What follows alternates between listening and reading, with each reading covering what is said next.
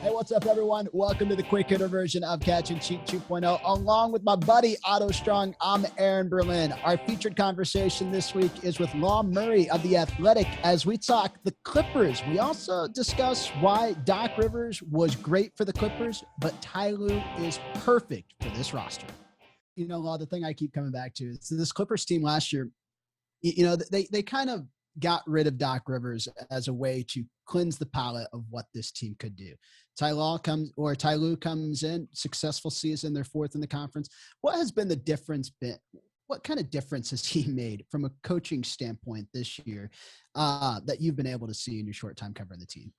Well, Doc was incredible as far as a person to come in and not just coach a team, but to lead a team, to be someone who was going to basically be almost like a face of the team along with the star players, had that culture of accountability.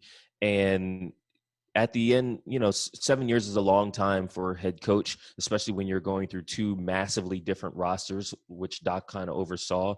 And there weren't a lot of options when the Nuggets came back from a 3-1 deficit to win that series against the Clippers.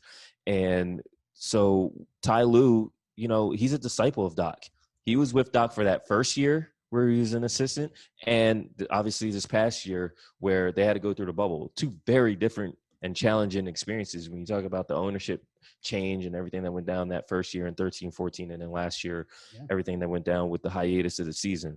So Ty has really just been an evolvement, if you will, of the same principles that Doc had as far as culture, but he's been more effective because he's able to reach these players in a different way than Doc could have. Doc was really in place to coach the Pat Beverly, Lou Williams, Montrezl Harrell Clippers.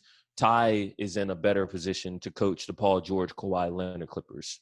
That's interesting because this year has been a year unlike any other, right? Like, teams have had to really keep a tight circle when they travel because when the season started, the vaccine wasn't available, right? Like, we were playing in empty arenas. We were playing in areas where there wasn't a lot of outside attention. Do you think that helped Ty connect with this team a little bit faster than maybe a first-year head coach could with the team?